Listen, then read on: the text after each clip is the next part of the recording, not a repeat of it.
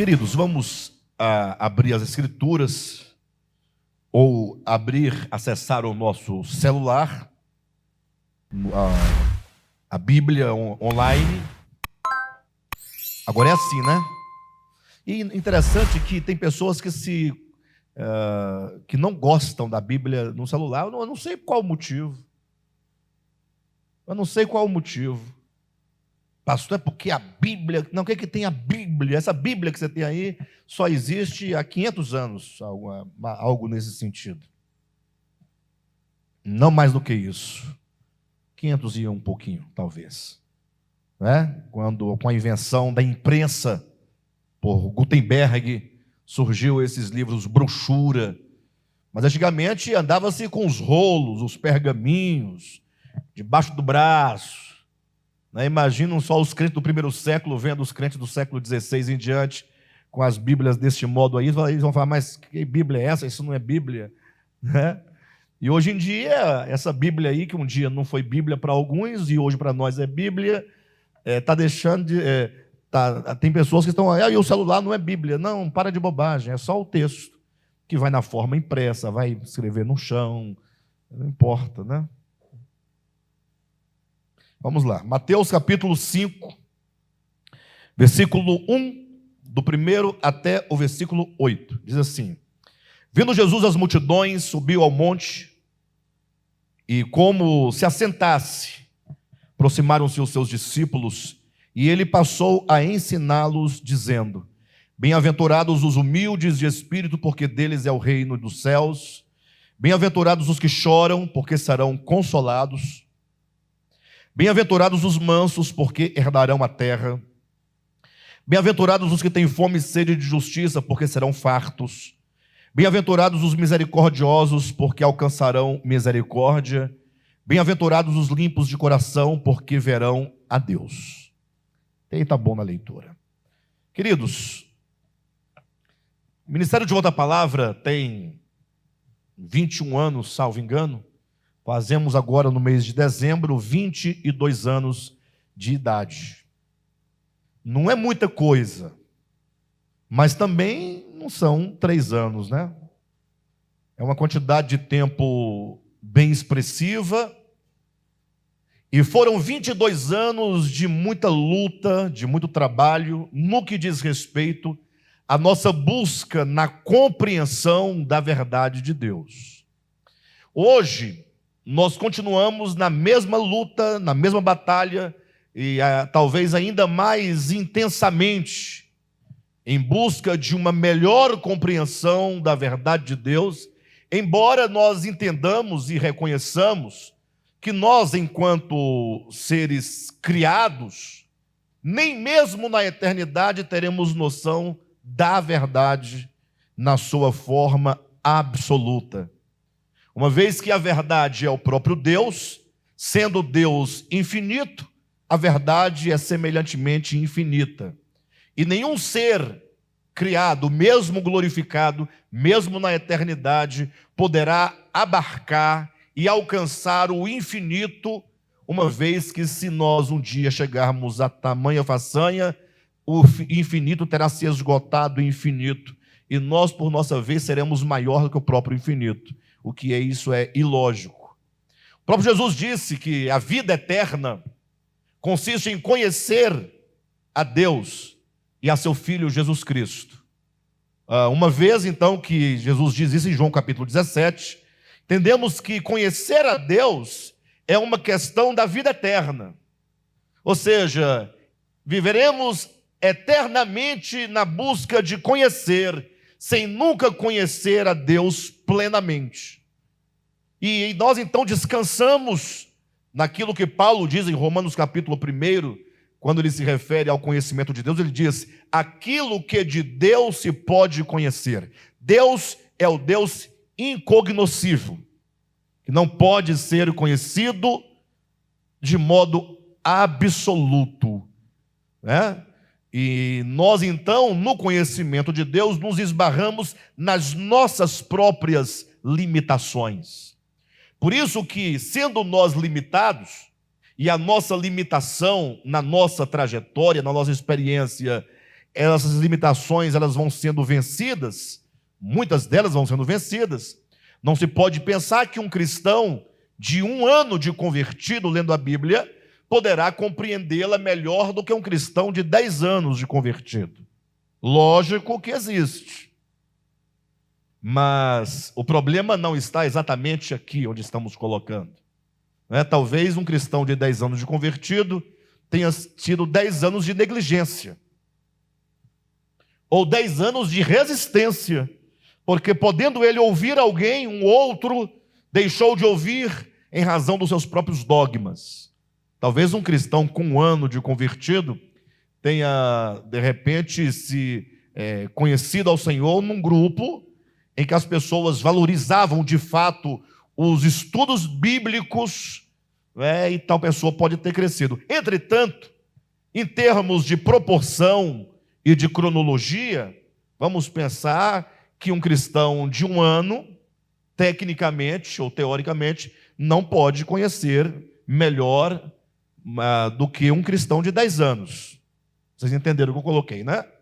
Porque o de 10 anos já passou por muita experiência, muita leitura, muito debate, e etc. Então foram 22 anos nessa busca. E eu confesso, sem nenhuma vergonha, de que, olhando para trás da nossa experiência de ministério, 22 anos, e fazendo uma análise do nosso progresso, da nossa ascensão na busca do entendimento, eu confesso que, olhando para trás, eu poderia dizer, puxa, quanto tempo nós gastamos envolvidos, enredados, aprisionados em coisas que foram boas, mas que, se fossem discernidas antes, não teria consumido o nosso tempo. Vocês entendem bem? Lógico que toda fase tem o seu brilho e a sua importância. Olhe para uma criança. A criança tem todas as fases, né? E vai passando até ficar adulta, etc. Mas muitas coisas poderiam ser evitadas. Sobretudo a fase da adolescência, né? A gente erra tanto, a gente faz tanta coisa que não precisaria fazer, né? Era desnecessário. Ele fala, não, pastor, era necessário para aprender. Sim, mas, puxa, se pudéssemos evitar. Então, assim, o Ministério de Volta à Palavra gastou muitos anos em busca de detalhes, de tentar entender com precisão um aspecto histórico, um aspecto profético. E no final nós descobrimos que tudo aquilo não resolveu nada. Não resolveu nada. Eu batalhei muito tempo, briguei muito tempo, discuti com muitos, para tentar provar que a igreja não será arrebatada na sua totalidade, mas só alguns, chamados cristãos vencedores, é que iriam reinar com o Senhor.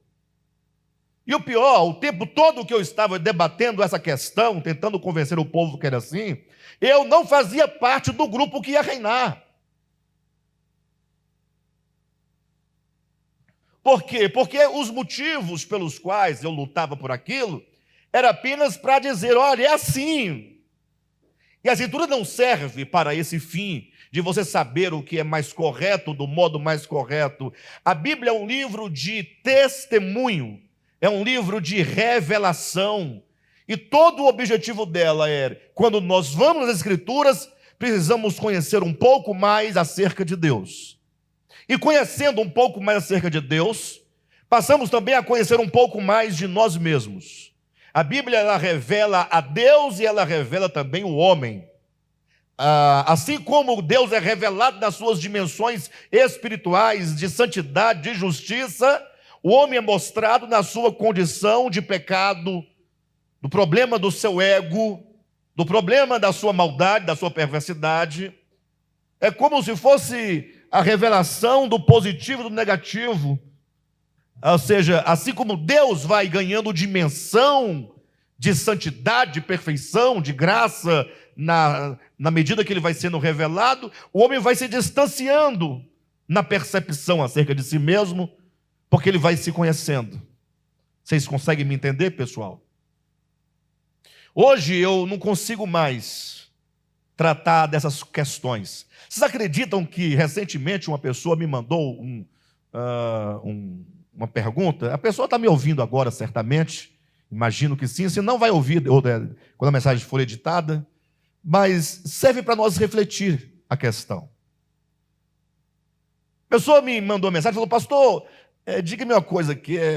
Você fala que o Apocalipse é simbólico, tal, e etc., e tudo é simbólico no Apocalipse, então isso me leva a pensar, poxa, mas e aqui fala sobre os 144 mil que serão arrebatados?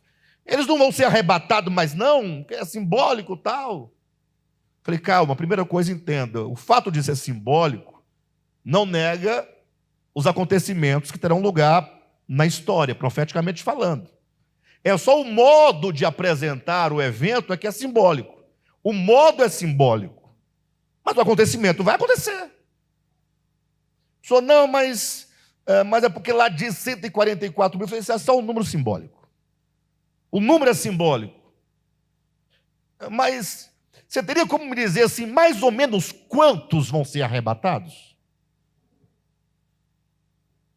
Mais ou menos assim, não precisa ser preciso não, mas você tem um número aproximado? Você entende que é uma coisa que não vai para lugar nenhum? Vocês concordam ou eu estou ficando doido? Digamos que eu tivesse um número aproximado. Digamos.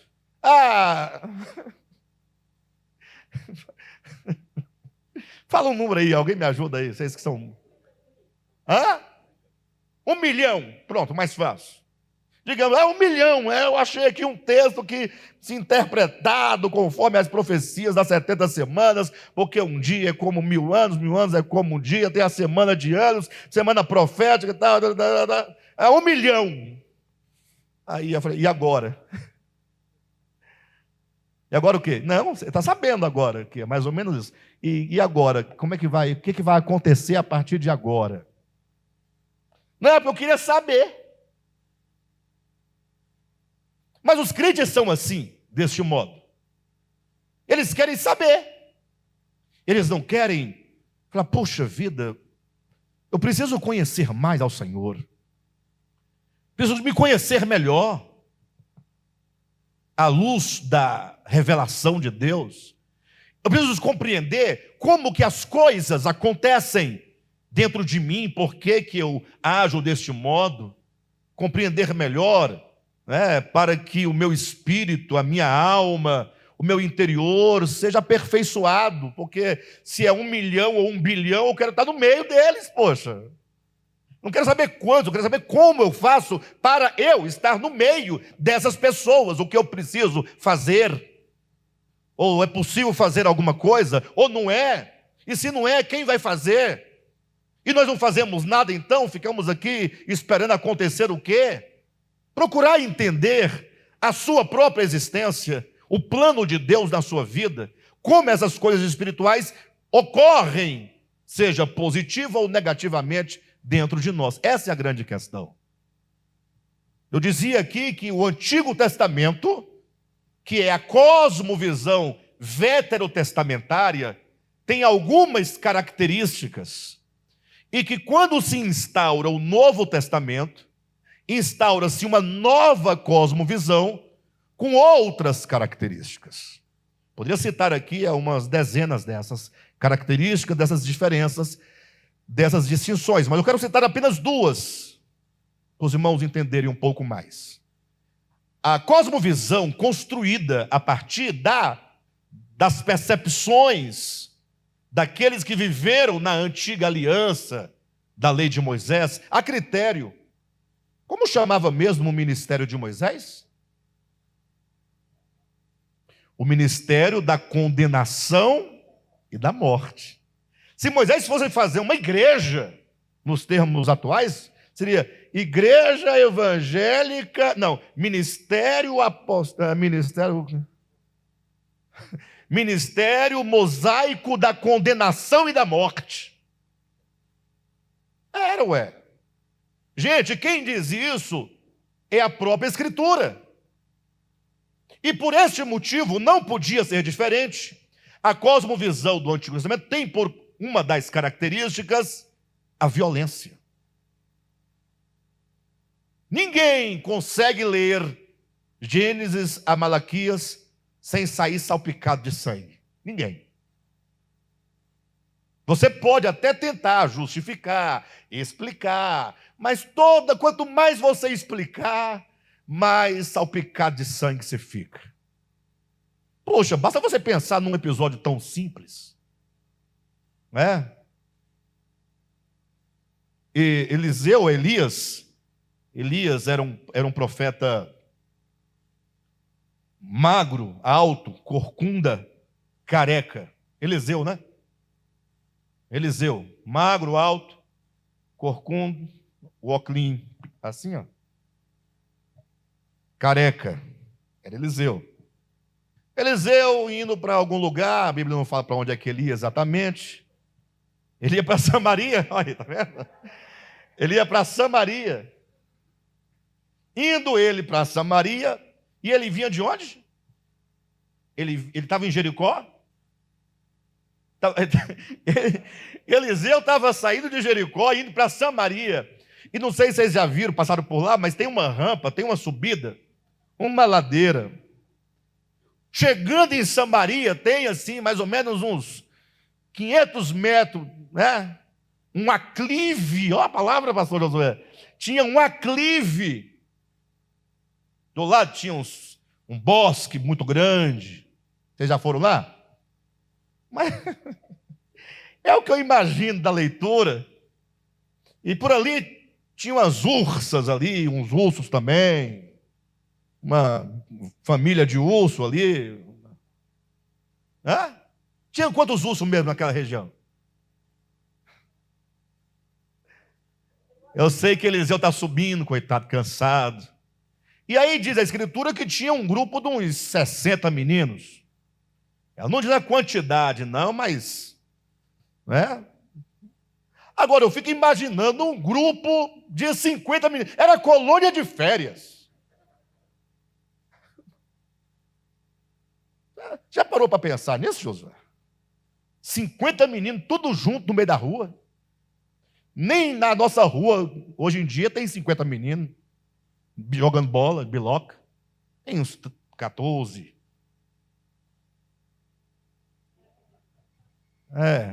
Mas tinha lá uns 50 meninos. Aí, irmãos, meninos não têm juízo. E é tão verdade que Jesus, dizendo sobre esses meninos, sobre meninos, disse: deixai vir a mim os pequeninos, porque deles é o reino dos céus. Não é? Só meninos, só meninos.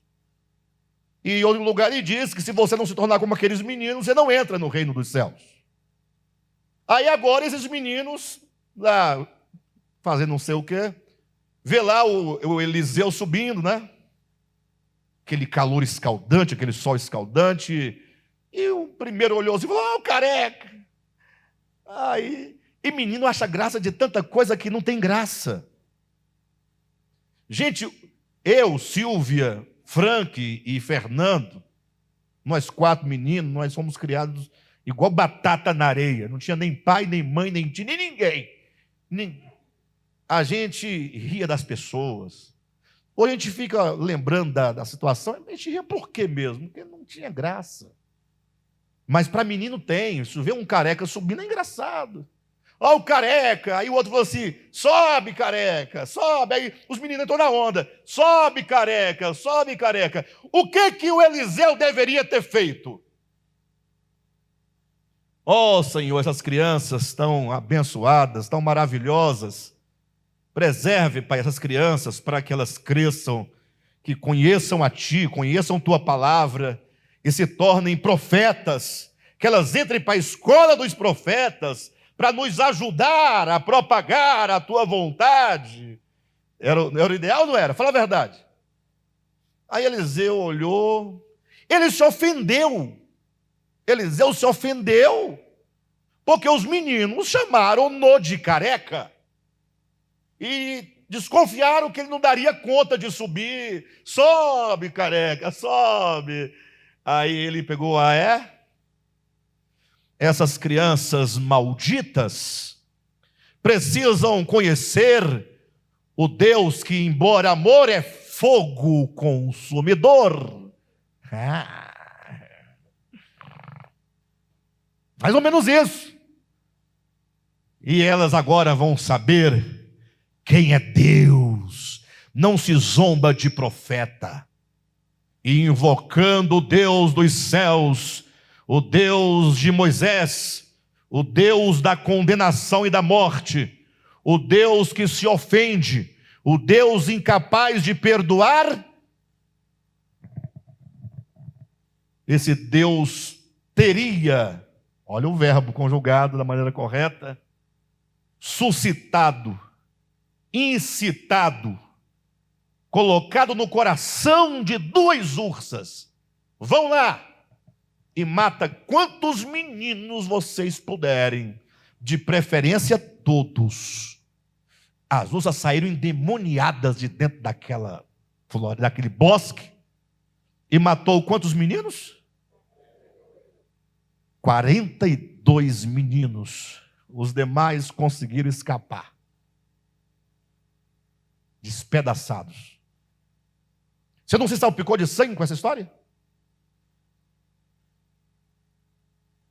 Pastor, mas e aí? Não, é só para você entender que o Antigo Testamento tem uma cosmovisão construída a partir do tempo da cultura, que era uma cultura sanguinolenta, era uma cultura da barbárie, e agora calçados com a lei de Moisés que dizia: se você obedecer, eu vou te dar uma terra, eu vou te dar uma mulher parideira.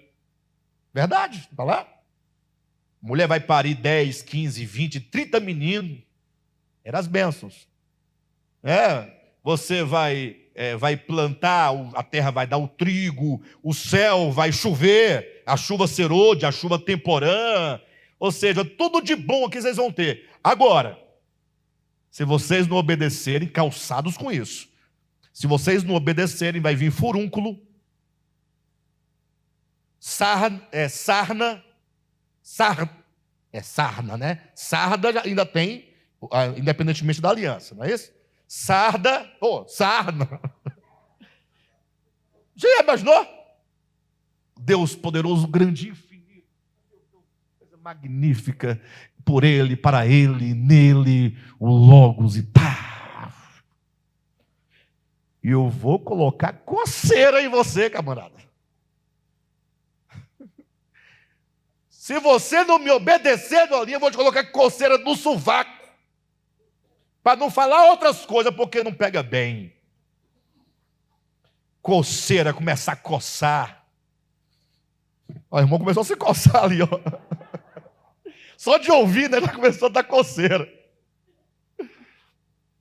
Impingem. Furúnculo, hemorroida. E tem mais, se não me obedecer, vão entrar na sua casa, estuprar suas filhas, pegar a tua mulher.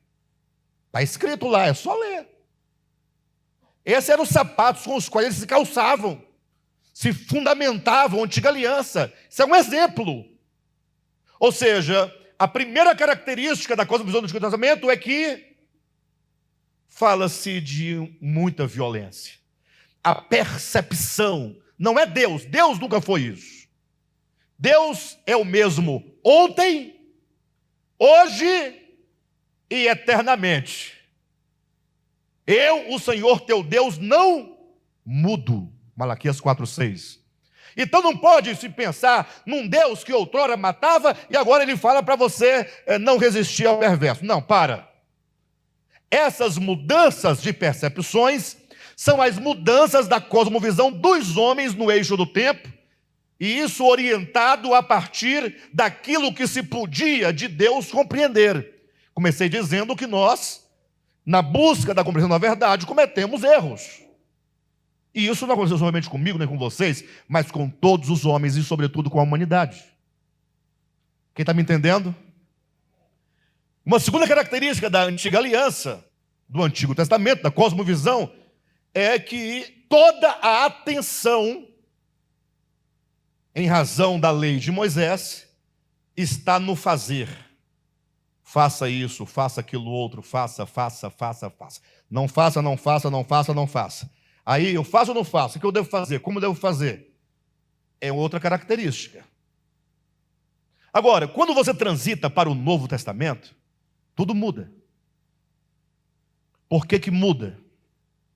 O que muda? Como que muda? Vindo, porém, a plenitude do tempo. Gálatas capítulo 4, versículo 4. Vindo, porém.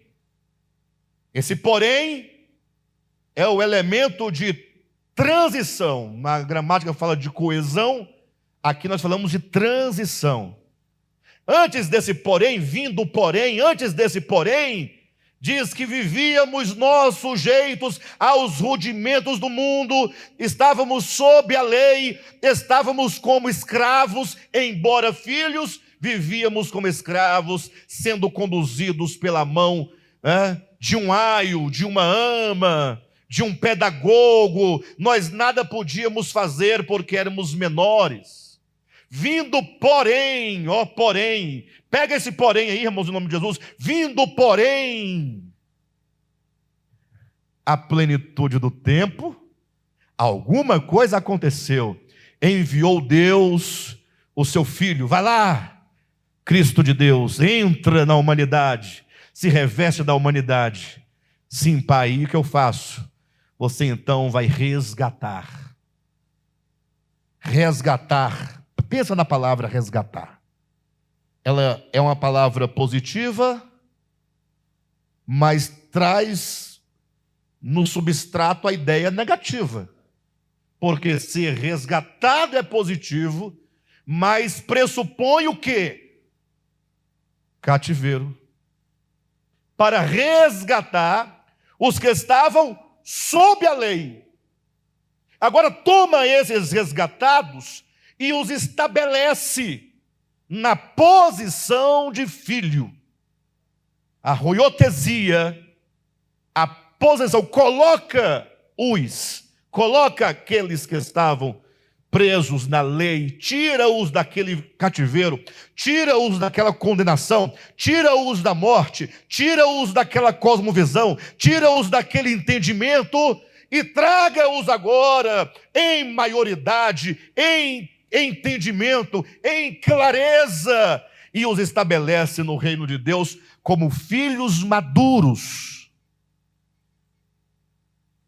Essa transição foi Deus que realizou. É uma transição que Deus efetuou ou operou na cosmovisão humana da humanidade. Amém? E agora, nessa nova perspectiva, filhos na posição de filhos, filhos maduros, filhos esclarecidos, sem a tutela de um aio, de um pedagogo, livres. E conhecereis a verdade vos libertará. Agora imprima neles uma nova consciência. É um novo olhar, tudo muda. E as duas características, a do Deus violento,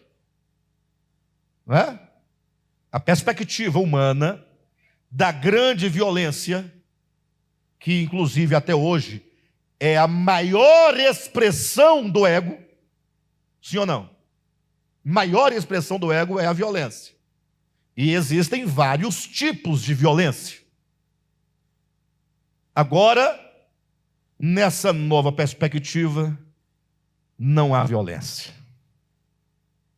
Nenhuma espécie de violência. Porque Deus não é violento.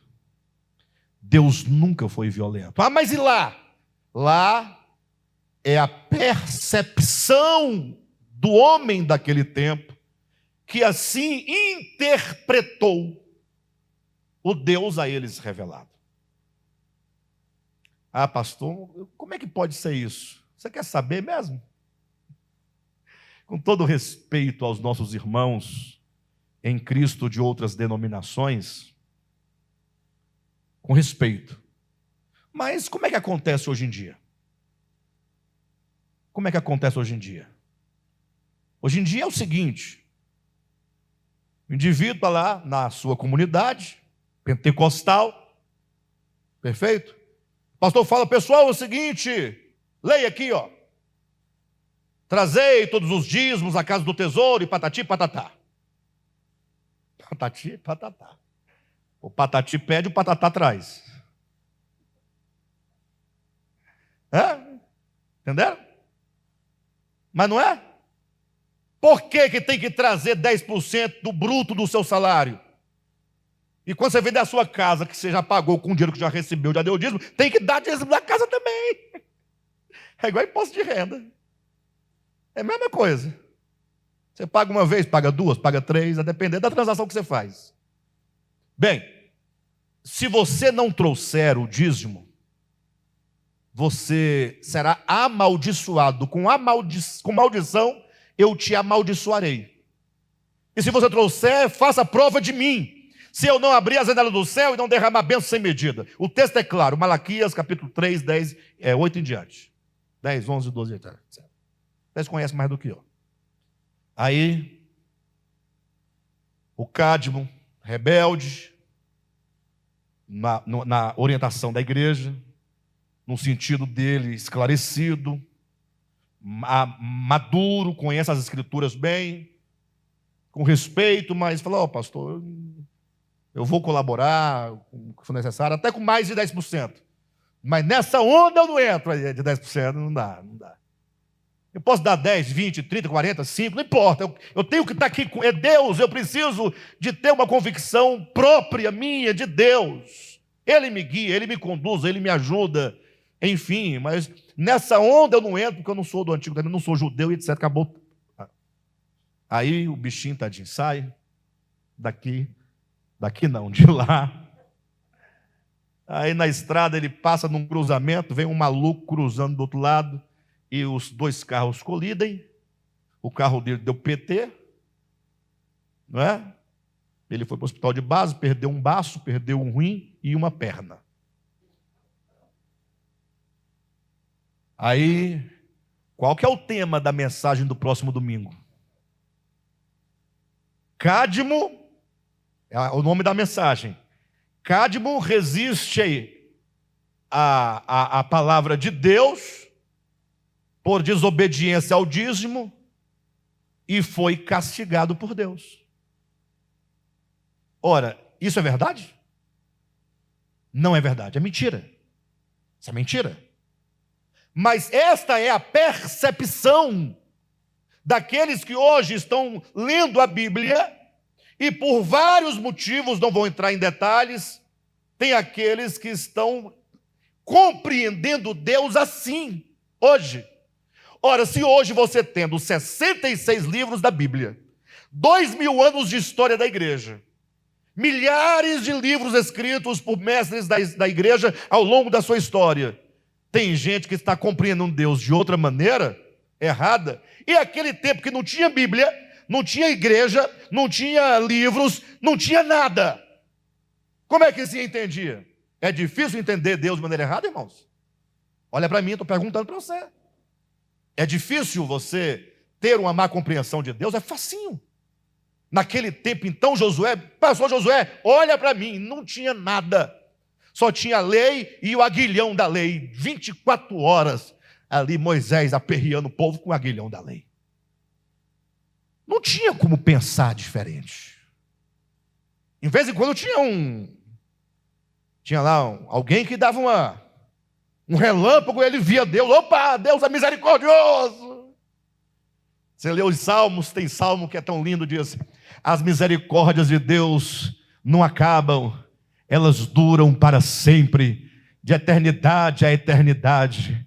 As misericórdias de Deus são a causa de não sermos consumidos. Não é lindo? No salmo seguinte, está lá: Deus esmaga a cabeça das criancinhas. No salmo seguinte, você vê que é um momento de lucidez e volta. Não há problema com a Escritura, até porque isso não é problema, a Escritura é o registro das percepções, das experiências, do entendimento e da revelação possível que eles tiveram. Não há problema com a Bíblia. E nem com Deus. Deus está ali de boa. O mesmo se poderia dizer. Por que Deus não foi lá e falou para Moisés que estava errado? Por que ele não vai na sua casa e fala para você também que você também está errado? É a mesma ideia. Bem, de todo modo, o Deus do Novo Testamento em Cristo Jesus, ou melhor, o Deus verdadeiro, se revela na pessoa de Jesus com exatidão, como um Deus manso e humilde de coração. Bondoso, misericordioso, clemente. Ele é retratado na figura de um pai que nenhum de vocês pais gostariam de ser. O pai do filho pródigo. Você gostaria de colocar na sua casa aquele tipo de coração paterno? Você quer?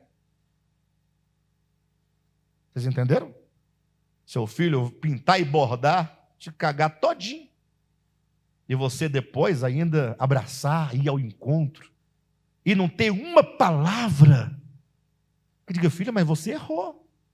Não, não tem essa palavra. A palavra é traga sandálias, vestido novo e coloca o meu anel no dedo dele. A única palavra negativa está na boca do filho mais velho, que não podia compreender tamanho amor, tamanha graça, tamanha bondade, tamanha misericórdia. Esse teu filho gastou tudo que... E agora você o recebe assim? E o pai fala, mas filho, este teu irmão estava morto, reviveu. Olha a ideia. Estava perdido e foi achado. Olha que coisa maravilhosa. Então a visão do reino, a cosmovisão do reino de Deus, neotestamentária, nos ensina não a fazer, mas a ser. Lá atrás, prevalecia, dentre outras características, a violência e o fazer. A nova é o ser divino revelado como mansidão, humildade, um coração que sofre, sem revidar, sem reclamar, sem levar para a justiça, sem criar problema, mas confiando no amor, que o amor vai mudar aquela criatura. Isso Jesus mostrou. Olhe para Jesus. Jesus se assenta no monte e pergunta para a multidão, para as multidões, vocês, porventura, sabem a quem pertence o reino de Deus? Vocês sabem? A quem pertence o reino de Deus? Ou de quem é o reino de Deus? Ouça essa pergunta que eu estou fazendo. Pense um pouco. Em outras palavras, o reino de Deus, quem tem acesso, quem pode tomar posse desse reino? Pô, já está todo mundo dizendo do reino de Deus, do reino de Deus, do reino de Deus, do reino dos céus. Quem quer o reino dos céus? Deixa eu ver as mãos. Puxa, hoje bateu o recorde. 12 pessoas querem o reino de Deus. Vocês 12 aí, olhem para mim. Vocês querem o reino de Deus? Bem, você tem que saber o que fazer. Né? Tem gente que prega que fala, você quer ir para o reino de Deus, você não tem que fazer nada. Deus já fez tudo. Então tá bom, então vou tocar o terror. Mas não é assim. Vocês que querem o reino dos céus, o que fazer para obtê-lo? Essa outra pergunta aqui. Quem herdará a terra? Quem herdará a terra? Quem quer herdar a terra? Diminui o número, está diminuindo. Quem herdará a terra? Os que não se pintam, os que não pintam os olhos, os que não colocam os cílios postiços.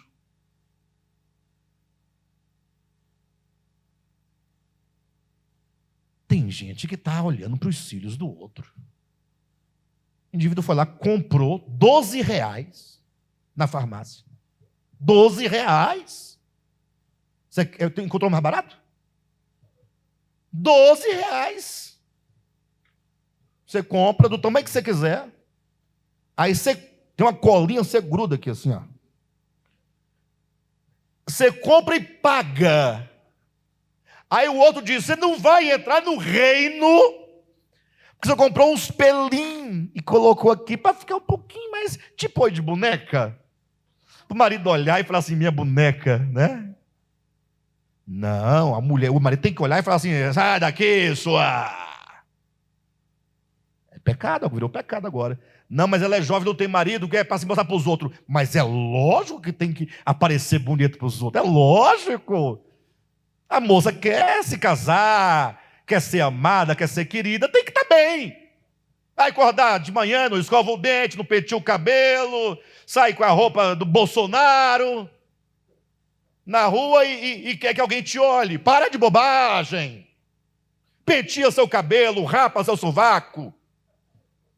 Faz as suas unhas, toma um banho, um perfuminho, ajeitada, ó, peito para frente, bunda para trás, anda direito, não fica andando desengonçado, não. Gente que anda desengonçado, aí não casa, não sabe por que não casa, queria tanto casar, ninguém me quer, aí não vai querer mesmo, não tem jeito, se ajuda. Aí diz que não pode, porque vai para o lago de fogo. Os demônios, garfo, enxofre, alma gritando. 24 horas. Por quê? Colocou um cílio de R$ 12 e pagou por eles. Quer dizer que vai para o céu as mongas? É? É só para você... Ainda bem que vocês não entendem o que eu falo. Quer dizer que para ir para o céu tem que ser monga? Se não for, não vai. Vamos repensar. A pergunta é, quem vai herdar a terra? Quem tem autoridade para responder é Jesus. Outra pergunta. Entrei na mensagem agora, queridos. Outra pergunta. Quem será farto de justiça? Outra pergunta: quem vai alcançar misericórdia? Puxa vida, quem não quer alcançar misericórdia? Fala a verdade. Quem não quer alcançar misericórdia? Mas como é que você quer alcançar misericórdia se você não exerce misericórdia? Se o teu evangelho é para julgar, se o teu evangelho é para condenar, se o teu evangelho é para espetar, se o teu evangelho é para perseguir, você fica 24 horas procurando alguém para encontrar um versículo para condenar. Você não vai alcançar misericórdia não, tá? Fique tranquilo. Mas olha a pergunta. Quem verá a Deus? Cheguei no ponto que eu queria. Quem verá a Deus? Jesus, assentando-se no monte, responde a essas perguntas, dizendo assim, olha... O reino dos céus é dos humildes. É dos humildes pelo Espírito, é dos pobres pelo Espírito. Para entender isso aqui, volta na mensagem anterior, já está editada no YouTube. Respondendo à segunda pergunta, Jesus disse, quem será consolado? Os que choram. Como assim? Pastor, eu tenho dificuldade de chorar, eu não choro. Eu sou meio travado, eu sei lá, eu engulo seco, mas não choro. Tem que chorar, forçar para chorar. Não, não é isso que ele está dizendo. Ele está falando daquele que diante deste mundo, quando você olha para esse mundo e você vê guerras, fome, miséria, famílias dilaceradas, as drogas matando a juventude, um mundo todo desigual, ganha mais os que não trabalham, essa é a grande verdade. Quem trabalha muito não ganha. Ganha ali mesmo só para passar os 20 dias do mês, que tem 31 dias, e acaba na metade. Vocês sabem como é que é a coisa. Sim ou não? Aí, diante deste mundo, desse panorama, você desenvolve um coração no sentido de você não aceitar essa condição. Mas esse não aceitar essa condição não te faz um revolucionário. Essa é a grande questão.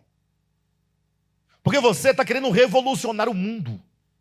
Você anda com camiseta estampada o rosto de guerrilheiro. Você tem no seu quarto fotografia de revolucionário. Você é cristão? Fala a verdade para mim, olha para mim. Você é cristão? Você que está dizendo que você é fã e que o revolucionário é seu ídolo. O que Jesus disse? Que diante de um mundo que jaz no maligno, nem o próprio Jesus veio mudar o mundo. Ele disse, João disse, o mundo jaz no maligno. Jesus disse, Pai, eu não oro pelo mundo. Aí vão levar para a predestinação. Para de bobagem. Não oro pelo mundo quer dizer, o mundo não é objeto da obra de redenção. Deus não veio mudar o mundo no sentido perverso, pecaminoso, não no mundo no sentido planeta e pessoas. Vamos separar os conceitos. Não ameis o mundo me odiou, o mundo vos odiará. Não oro pelo mundo, eu oro pelos que são seus. Essa é a ideia. Então, diante desse quadro, se Jesus não veio mudar o mundo, nesse sentido, você também não vai mudar o mundo. Você se esqueceu que você é um cidadão do reino dos céus. E você agora se tornou um militante de guerrilheiros, de guerrilha, de revolução. Vamos fazer uma revolução. Já viu Jesus fazendo isso? Pedro tentou fazer isso no ministério de Cristo. Jesus disse, Pedro, o que o camarada está querendo? Ele está querendo o imposto. Vai ver se tem sentido, Jesus. Com a mão na espada. E diz que é o seu e o meu imposto. Ô Pedro, me dê uma moeda aqui. Deram uma moeda para Jesus. De quem é essa cara aqui? É de César. Então, dê a César o que é de César. Para de lutar. Sim, mas e o que eu faço diante desse mundo como está? Bem-aventurados aqueles que choram. Chora por ver a angústia, a dor, a lágrima, a miséria, o ódio. E você sofre com o sofrimento alheio. E você chora porque você nada pode fazer.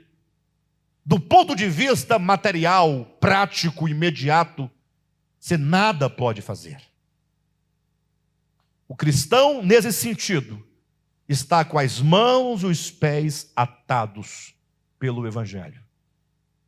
Não resistais ao perverso. Quando o perverso vier contra você, você apenas vai chorar por ele. Chorar por ele. Como quem se compadece dele. Essa é a cosmovisão do reino de Deus. Se você pensa diferente, está aí um ponto para você refletir e para você entender por que tantas vezes você tentou viver a verdade e você não conseguiu. Porque você é governado por uma outra cosmovisão que não é a cosmovisão do reino de Deus. A cosmovisão do reino de Deus não inclui qualquer atitude que não seja você chorar e lamentar. Porque como cidadão do reino de Deus, não somente você deve ser daqueles que choram, para que você então seja consolado. Há uma projeção escatológica, porque serão consolados. Quer dizer que num futuro, Deus, o justo, Deus, o juiz, Deus, o santo, Deus, o verdadeiro, Ele vai intervir na história humana. E os problemas que hoje você tenta resolver com a sua força, Ele há de resolver com a sua justiça. E, portanto, se você hoje confiou nessas palavras, sendo daqueles que choram, você será consolado. O 5 continua no mesmo sentido. Bem-aventurados os mansos, porque herdarão a terra. Isso aqui é um choque térmico, porque isso aqui é o início do ministério de Jesus. Até aqui, o que prevalece? Quem herda a terra são os violentos. Leia o Antigo Testamento. Pega o Antigo Testamento ao pé da letra. E ao pé da letra, nós temos ali desde Moisés, que ainda teve algumas batalhas no deserto, mas sobretudo Josué, Juízes e Reis. E você verá que Davi foi o último rei, inclusive ele foi o rei que levou a cabo a posse da terra de Canaã. Ou seja, Josué começou, os juízes deram continuidade, Davi fechou. Olha como a Bíblia tem, na revelação tem uns lances de luz assim, que muda o panorama. Poxa, mas o que Davi fez? Eu só levei a cabo o que foi mandado. Não era para tomar posse da terra? Ou não era para tomar posse da terra? Então ele acabou de concluir a obra. Não era para ele ser coroado? Aplaudido? Louvado? Mas não foi o que aconteceu. Depois que ele estava tudo certinho, agora eu vou construir a casa de Deus. Eu falei assim, não, você não pode construir a minha casa. Mas por que não posso? Porque suas mãos estão cheias de sangue. Você entende que vai brilhando a luz? Sim ou não, pessoal? Na cosmovisão do reino de Deus, quem herda a terra são os mansos. Eu pergunto para você, olhe para mim em nome de Jesus. Você tem casa? Você tem chácara, fazenda, pedacinho de terra? Tudo que a gente gostaria de ter. Sim ou não? Nosso.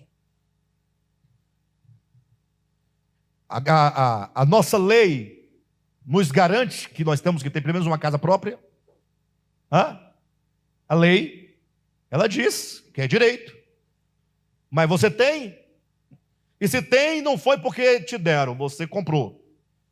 Então não é direito. É direito de aquisição. E não direito a. Tem diferença? Você tem direito de comprar, desde que você tenha dinheiro, problema seu. Agora, direito à moradia, não. Você tem direito a comprar uma moradia ou pagar seu aluguel.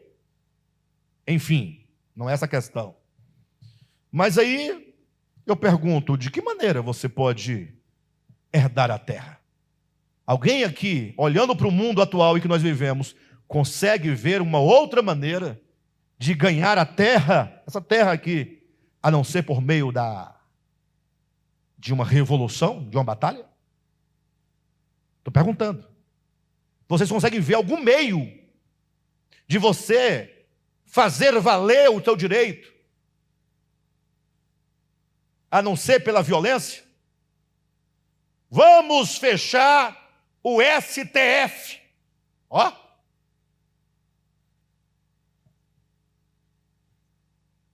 O pior de tudo é falar isso e no outro dia arregar, né?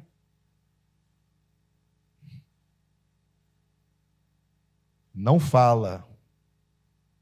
Fecha a boca, silêncio. Entendimento. Fala bobagem, não. Você vai ficar envergonhado. Fica envergonhado. Ou então se vai lá e faz. Mas se fizer, não está aqui dentro.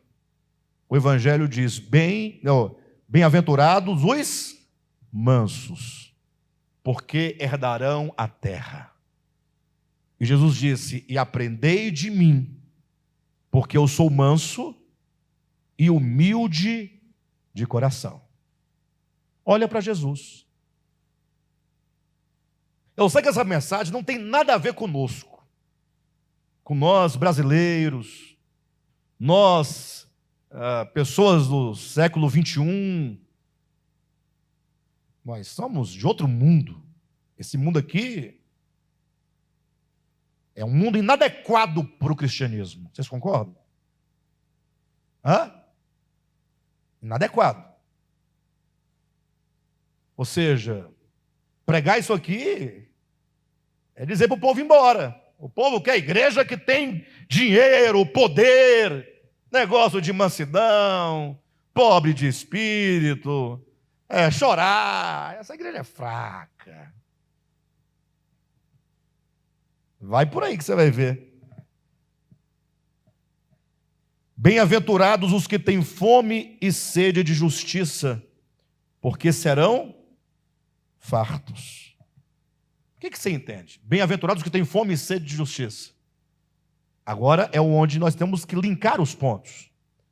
Fome e sede de justiça, você olhar para o mundo injusto, como o nosso.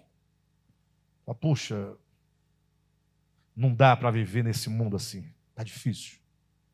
Um mundo sem justiça social, sem justiça humana, sem justiça de nenhuma espécie.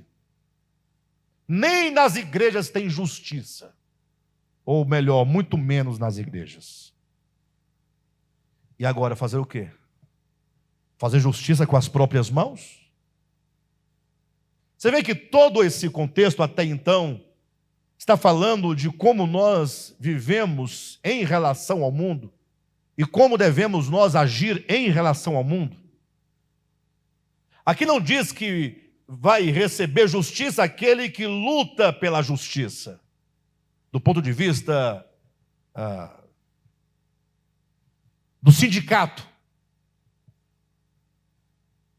Está falando que se você tem fome e sede de justiça, significa que você não admite no coração tanta injustiça. E que você então tem no coração o desejo de que essa justiça se instaure. E você sabe que somente Cristo pode instaurar a justiça verdadeira, porque Ele é a nossa justiça. Ele é a justiça de Deus. Pastor, então nós não podemos lutar pela justiça? Não. Você pode usar todos os meios legais para garantir o direito. Não é para você ficar agora calado, chorando, bem-aventurados que choram. Não, mas faça no temor do Senhor. E só pise num fundamento, ou só pise quando você tiver um fundamento de paz, de amor, e de verdade.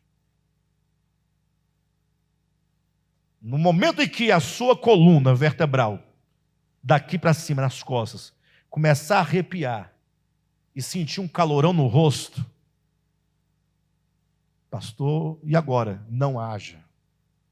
Quando você ficar desse jeito, não haja, não fale, não faça nada, espera passar. Pense, reflita. Bem-aventurados os que têm fome e sede de justiça, porque serão fartos. Então a justiça que nos há de fartar também tem um teor escatológico. E o último versículo, antes do último, mas que o último não vai ser mais o último, vai ser o primeiro da semana que vem. Versículo 7, bem-aventurados os misericordiosos, porque alcançarão misericórdia. Aí aqui eu vou te contar, viu, gente? Exercer misericórdia é uma coisa esquisita, porque nós somos muito justiceiros. Nós nos revestimos de uma suposta verdade e de uma suposta justiça, E quando nós encontramos um miserável, aquele que não corresponde ao nosso padrão ético, ao nosso padrão moral, ao nosso padrão religioso, ao nosso padrão de santidade, aí nós agora queremos vomitar sobre ele toda a nossa justiça, nossa pseudo-justiça, a nossa pseudo-verdade. Fala a verdade, como é que nós cristãos, de um modo geral, vemos aqueles que nós julgamos serem piores do que nós? Fala a verdade, pensa comigo. Olha que eu não disse que como nós julgamos os que são piores, como nós tratamos aqueles a quem nós julgamos estar numa condição inferior à nossa. Essa é a questão. Eu não estou nem entrando no mérito da verdade, do seu juízo sobre o outro. Eu estou tratando apenas da questão, porque... é porque Deus... Para. Vamos devagar. Tá bom, digamos que esse fulano, beltrano esteja correto na sua justiça, na sua verdade, na sua santidade. Digamos, viu, Josué? Digamos, hipotético. Não vamos dizer que não é, mas tá bom, digamos que seja. Como é que ele deveria tratar o miserável? Essa é a questão. Porque o outro lá, perdido, na perspectiva do santarrão, caído na perspectiva do fariseu, apodrecido e mergulhado nos pecados, aos olhos de Caifás, do Caifás. Como é que esse indivíduo aqui, que estaria numa condição melhor, de verdade e santidade, deveria agir com o outro, que não vale nada, que é imprestável, que é pecador, desgraçado? Como deveria ser? Não deveria este usar de misericórdia, estender a mão, ajudar a levantar, tomar nos braços, levar para a hospedaria, colocar lá na hospedaria, olha, eu vou pagar pelo tratamento dele, cuida bem dele. Quando eu voltar, se faltar alguma coisa, eu completo, por minha conta. Cuida do desgraçado para ver se ele se recupera e melhore. Não seria essa a ideia? Eu vou contar uma coisa para vocês aqui. Eu lido muito e diariamente, vários pais me procuram, desesperados. Eu quero ver só os mãos caindo para trás. E aí eles falam, pastor, preciso de um conselho seu. Pois não, o que eu faço? Meu filho se declarou homossexual. Eu digo, abraça, beije. Diga para ele que ele não mudou absolutamente nada em relação ao que ele é para você, filho. Ele é seu filho. Ah, mas é porque na minha família, na minha casa... Não estou falando da sua família, da sua casa. Você agora não vai abraçar seu filho? Ah, pastor, mas você não entende. Eu entendo, eu tenho duas filhas. Eu entendo. Eu sei o que eu estou falando. Ah, mas e o pecado? O pecado é problema dele e Deus. Se é que é pecado, Deus vai resolver. Fique tranquilo. Você não é Deus, você não é juiz. Você não tem nada a ver com o pecado alheio. Nada a ver. Começa daí. Sai. Ai, meu filho, mas pai não tem relação de pecado do filho em relação a Deus. Todo pecador, todo homem dará conta de si diante de Deus. Você não é Deus, cai fora. Ah, mas eu acho que é pecado. Ore por ele. Pecado ou não pecado, a parte que não depende de você, não tem nada a ver com você, ficou seu filho. Não é porque na minha casa você não tem casa. Até essa casa sua é de Deus. Amanhã você pode estar na rua, sem ninguém, sem casa. Isso é uma bobagem. Ou melhor, você pode estar sendo sepultado numa casa eterna. E tem mais, e tem que pagar IPTU, viu, da casa, viu? Você não, mas os seus parentes vão ter que pagar. Não é assim não. Aí, não é hora de você acolher, porque você julga o outro imprestável, não julga? Fala a verdade. Nesse sentido, falando de homossexualidade aqui. Não estou falando grego nem... Você julga, nojenta, do demônio, não é? Então você é heterossexual. Glória a Deus. Oh, maravilha. Cantos nébia. Você é o camarada. Hétero. Podia ter aqui, né? Bem-aventurados héteros. Não? Pastor, mas é que ele está falando. Eu estou falando isso que você está ouvindo mesmo. Você aí que é muito hétero, muito santo, que tal você ouvir Jesus dizendo: bem-aventurados os misericordiosos? Apenas seja misericordioso. Pronto. Pastor, o que é ser misericordioso? A palavra misericórdia vem de duas palavras do latim. Miseris, miserie e córdia. Córdia, todo mundo sabe o que é, não? Córdia. E miserie? Miséria. Para haver misericórdia tem que ter um miserento e alguém com coração grande. Derrama teu coração, poxa, sobre o miserável.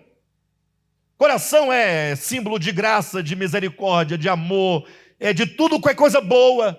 Mas se você está vomitando ódio, raiva, palavras que não caberia dizer nem a um cão. Ninguém expulsa um cão de casa, mas o pai expulsa o filho de casa. Saiba de uma coisa, todos vocês que têm esse coração perverso, Jesus disse que vocês não receberão misericórdia.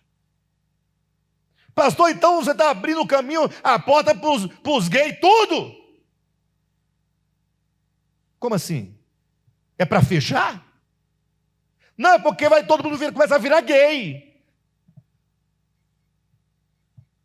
Você está com medo de virar gay? Você não bota fé no teu taco, não, moço? Se segura aí, ó, firme. E se você está cambaleando, você carece de misericórdia. Nesse sentido, né? Não, estou seguro. Então não se preocupa, não. Fica tranquilo. Pastor, mas e aí? É a pergunta que se faz, né? Não, e aí nada. E aí que isso é um fenômeno humano e que o eterno, soberano, ele vai tratar como ele julga que deve ser tratado. Porque eu não sei nem o que é esse fenômeno, só conheço de ouvir falar. Eu só conheço de ouvir falar. Não sei do que se trata. Tem pastores que se arrogam, né? Eu sei, é comportamento. Comportamento é beber, é fumar, é o quê? Ir para a igreja. O que mais, pastor Josué? Comportamento é tudo aquilo que você pode fazer ou não fazer. Que eu faço hoje, não faço amanhã e torno a fazer no outro dia. É algo dos hábitos. Bem, a parte essas questões mais complexas, por que nós não confiamos no Senhor mais? E por que as coisas que nós não entendemos, por que as coisas que não passam, ultrapassam as nossas forças, a nossa capacidade, a nossa compreensão? Por que ao invés de nós deixarmos com Deus e diminuímos nossos próprios pecados assim, por que não deixar com Ele? Por que cada um não pensar em si? Por quê? Cada um pensa em si. Ó, os homossexuais, presta atenção, se tiver alguém aqui. Pense em você, poxa. Sua vida aqui dentro, ó. Os homos. Tem algum aí? Pensa aqui, ó. E você que é hétero, por que você não pensa também na sua heterossexualidade? Será que essa sua potência hétero não está eivada de impureza? Você que é hétero, machão, feminista, não sei como é que fala, enfim, não está aí eivado aí de adultério, não? Será que você não está se dando às pornografias e acusando o homo? Ou vice-versa? Pense um pouco, porque é assim que nós somos. Assim é o fariseu. O fariseu é um impuro e quer apedrejar a mulher que foi pega em flagrante ato de adultério, poxa. Você sabia que no meio daquela multidão, eu imagino, na linha de frente, tinha lá um fariseu com a pedra que era o mesmo que estava com ela? João capítulo 8? Estava lá. E aí? A história mudou? A história é a mesma, só mudam os personagens. Então, por que cada um não se recolhe a sua insignificância de apenas uma criatura que dará conta de si mesmo diante do Senhor, e cada um comece a pensar em si mesmo nessas questões negativas, e só pensar no outro no sentido de amar ao próximo como a si mesmo, de exercitar sua misericórdia, a sua bondade, estender a mão, socorrer, levar as cargas uns dos outros. Só. Nós seremos muito mais felizes, seremos alvo dessas bem-aventuranças. Tudo o que eu disse aqui hoje, com mais gravidade ou mais galhofa, é o mesmo que Jesus disse aqui. Apenas atualizando em outro contexto. Tá bom? Na semana que vem nós vamos continuar a falar dessa cosmovisão do reino de Deus. Tá bom? Deus abençoe a todos.